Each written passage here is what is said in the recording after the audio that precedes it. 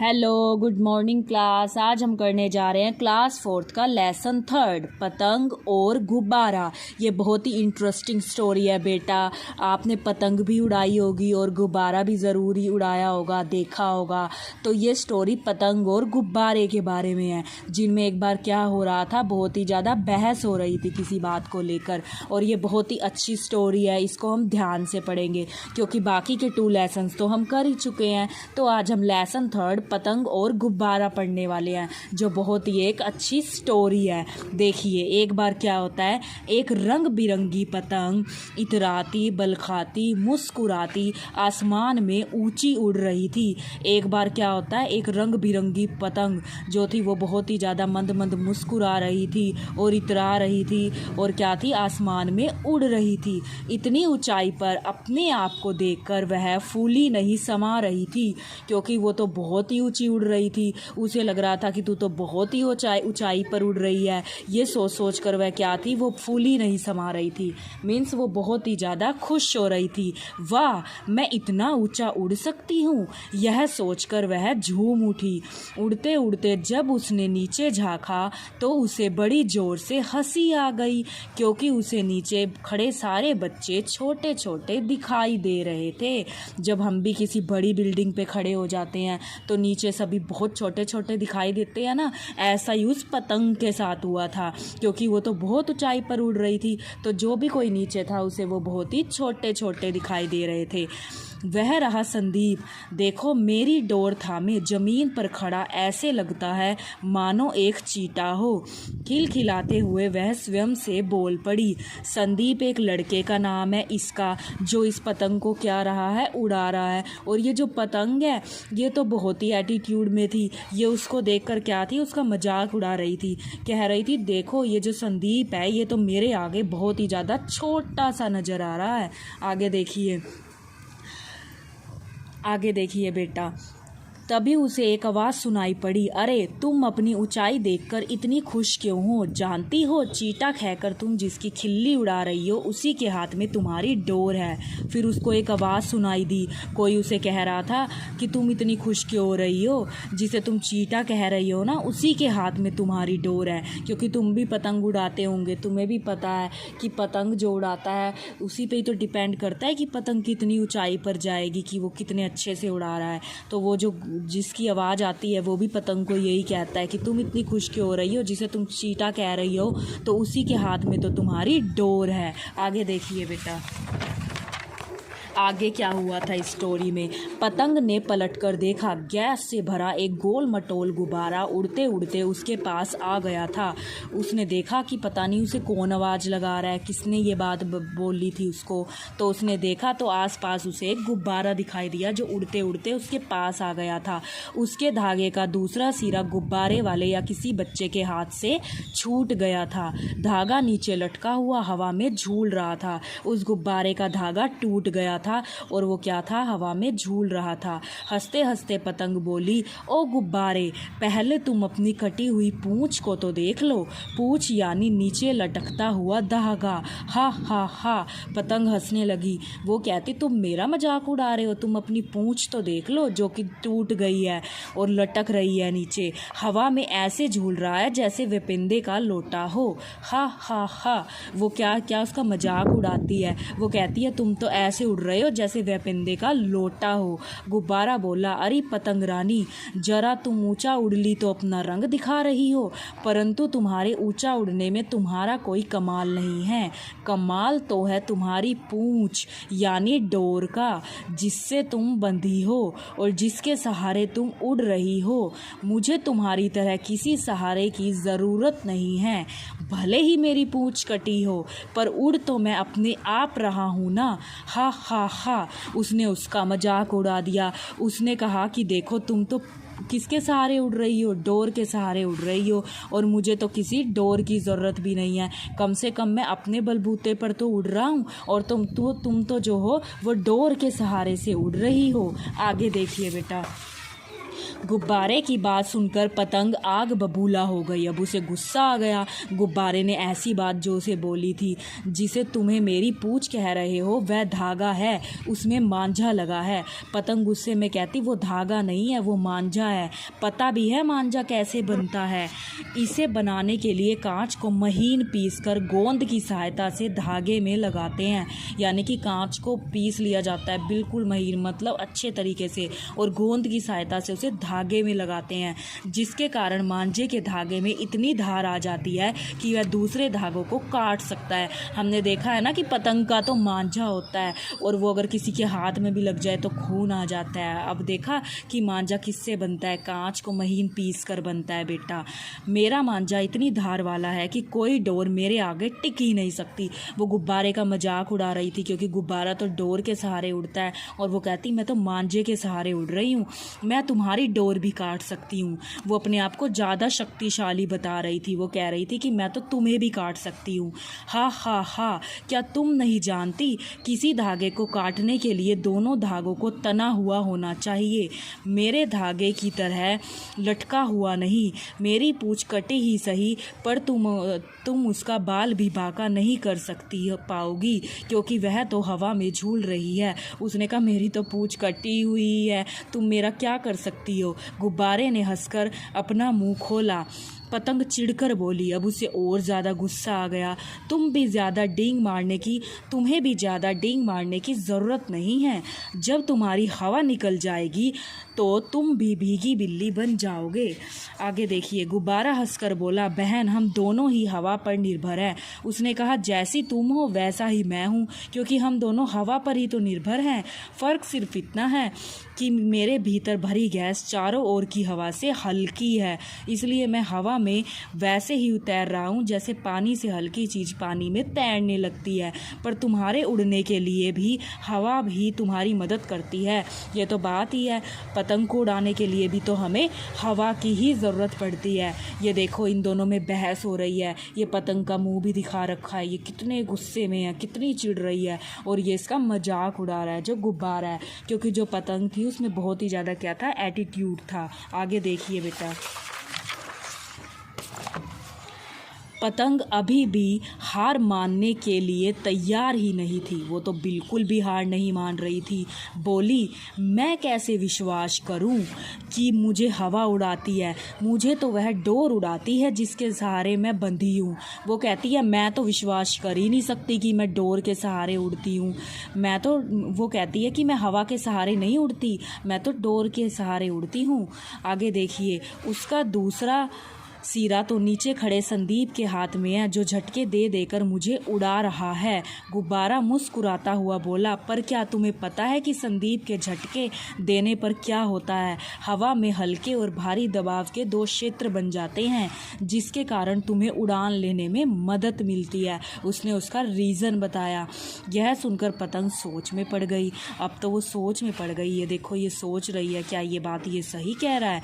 गुब्बारा फिर बोला, और जहाँ तक डोर का सवाल है, हम दोनों ही डोर से बंधे हैं। हम दोनों का उद्देश्य भी एक ही है, बच्चों को खुश करना। रंग बिरंगी पतंग और हवा या गैस से भरे रंगीन गोल मटोल गुब्बारे बच्चों को समान रूप से भाते हैं। आप सबको भी बहुत अच्छे लगते हैं ना गुब्बारे और पतंग। हमें भी पहले जब हम छोटे थे तो हमें गुब्बारे और पतंग बहुत अच्छे लगते थे। जहाँ पर भी वो दिखाई देते थे हमारा उनको लेने का मन करता था। आगे देखिए, पतंग बोली, हाँ गुब्बारे भाई, तुम बिल्कुल ठीक कह रहे हो। मुझे समझ आ गया है कि मैं गलत थी। अब उसने अपनी गलती को मान लिया था। फिर दोनों खुश होकर आसमान में उड़ने लगे और हंस हंस कर बातें करने लगे, क्योंकि बाद में पतंग क्या थी, वो सुधर गई थी। उसने अपनी गलती मान ली थी। उसे समझ आ गया था कि जो गुब्बारा कह रहा था वो बात ठीक कह रहा था। हमें भी अगर हमसे कोई गलती हो जाए तो हमें अपनी गलती को मान लेना चाहिए। और फिर दोनों जो पतंग और गुब्बारा थे वो आपस में क्या थे, फ्रेंड्स बन गए थे, दोस्त बन गए थे। अब बेटा हम इसके करने वाले हैं नए शब्द। देखिए, एक इसमें वर्ड हमारा आया स्वयं। स्वयं का मीनिंग क्या होता है, मतलब क्या होता है, अपने आप। मांझा, मांझे का मतलब होता है पतंग की डोर जो कांच के पीसे लेप से बनी हो। फर्क, फर्क का मतलब होता है बेटा अंतर। सिर्फ, सिर्फ का मतलब होता है केवल। मदद, मदद का मतलब होता है सहायता। विश्वास, विश्वास का मतलब होता है भरोसा। समान का मतलब होता है बराबर। नए शब्द में यही बता रखा है कि इनका मीनिंग क्या है। आगे देखिए मुहावरे। फूला ना समाना का मतलब क्या होता है? बहुत खुश होना। जब हम किसी बात को लेकर बहुत ही खुश होते हैं ना, तो हम कह देते हैं कि ये फूला नहीं समा रहा। डींग मारना, बढ़ा चढ़ा कर बात कहना, यानी झूठी झूठी बातें बढ़ा चढ़ा कर बताते रहना। बाल भी बाका ना होना, कुछ भी बिगाड़ ना सकना। भीगी बिल्ली बनना, बहुत डर जाना। आगे देखिए, ये स्टोरी तो बहुत ही इंटरेस्टिंग थी बेटा। अगर हमने ये ध्यान से सुनी है तो इसके क्वेश्चन के जो आंसर्स हैं आपको खुद ब खुद पता होंगे। देखिए, पतंग चीटा कहकर किसकी खिल्ली उड़ा रहा था? संदीप की। पतंग किसके सहारे उड़ती है? मांझे, मांझे के सहारे उड़ती है। हवा में हल्के और भारी दबाव के कितने क्षेत्र बन जाते हैं? 2। आगे देखिए, पतंग स्वयं को ऊंचाई पर देखकर क्यों खुश हो रही थी? वो इसीलिए तो खुश हो रही थी क्योंकि उसके नीचे सभी छोटे छोटे दिख रहे थे। आगे देखिए, पतंग गुब्बारे पर क्यों हंसी? पतंग गुब्बारे की कटी पूंछ को देखकर हंसी क्योंकि उसकी जो पूंछ थी वो क्या थी? कट गई थी। आगे देखिए बेटा, मांझा कैसे बनाया जाता है? मांझा कांच को पीसकर गोंद की सहायता से बनाया जाता है। गुब्बारे की कौन सी बात सुनकर पतंग आग बबूला हो गई? जब गुब्बारे ने कहा कि ऊंचा उड़ने में तुम्हारा कोई कमाल नहीं है, यही बोला था ना उसने, तो तुम्हारी पूंछ का है, यानी कि ऊंचा उड़ने में तुम्हारा कोई कमाल नहीं है तो तुम्हारी पूंछ का है, यानी कि पूंछ के सहारे उड़ रही हो तुम। गुब्बारे ने ऐसा क्यों कहा कि हम दोनों ही हवा पर निर्भर हैं? क्योंकि दोनों ही हवा से उड़ सकते हैं, क्योंकि गुब्बारा भी हवा से उड़ सकता है और पतंग भी। किसने कहा? क्यों कहा? कौन डोर मेरे आगे टिक सकती है? ये किसने कहा था? ये पतंग ने कहा था। और क्यों कहा था? क्योंकि पतंग की मांझा बहुत नुकीला था। क्योंकि जो पतंग का आना है बेटा यहाँ पे, क्योंकि पतंग का जो मांझा था वो बहुत ही नुकीला था। हम दोनों का उद्देश्य बच्चों को खुश रखना है। ये बात गुब्बारे ने कही थी क्योंकि रंग बिरंगी पतंग और गुब्बारे बच्चों को समान रूप से भाते हैं, क्योंकि बहुत अच्छे लगते हैं। अब देखो उसने क्या कहा, प्रत्येक पंक्ति में बेमेल शब्द पर गोला लगाइए। हम गोला तो तब लगाएंगे जब हमें इस बेमेल शब्द का मतलब पता होगा। बेमेल का मतलब होता है जो मैच नहीं हो रहे। जैसे आसमान का ही दूसरा नाम गगन है और आसमान का ही दूसरा नाम नभ है। आसमान का नाम रवि तो नहीं है, मतलब यही अलग है, तो इसी पे क्या आना चाहिए? सर्कल। इसी तरीके से हवा, पवन और समीर, ये दोनों तो हवा के नाम है, लेकिन चंचला हवा का नाम नहीं है, तो इसी पे सर्कल आना चाहिए।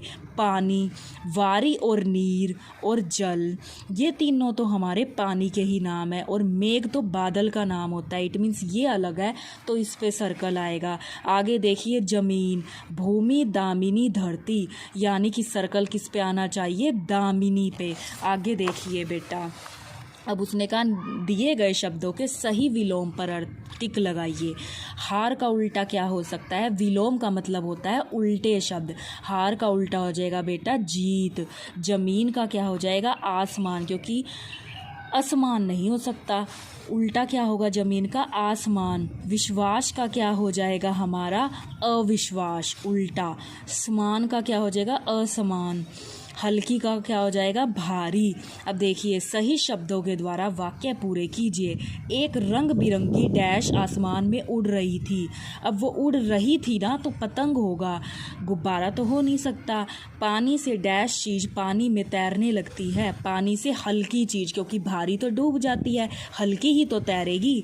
मेरे भीतर भरी डैश चारों ओर की हवा से हल्की है। मेरे भीतर भरी गैस। हवा में हल्के और भारी दबाव के कितने क्षेत्र बन जाते हैं? 2। अब देखो, सही मुहावरे लिखकर वाक्य पूरे कीजिए। कक्षा में प्रथम स्थान पाकर अंकिता फूली ना समाई, यानी कि वो बहुत खुश हुई वो फर्स्ट आई तो। पुलिस को देखकर चोर भीगी बिल्ली बन गए। आगे देखिए, अपनी बहादुरी की डींगे मारने वाला महेश बिल्ली को देखकर डर जाता है। अमन ने रमेश को सजा दिलाने की बहुत कोशिश की, पर वह उसका बाल भी बाका ना कर सका। आगे देखिए बेटा,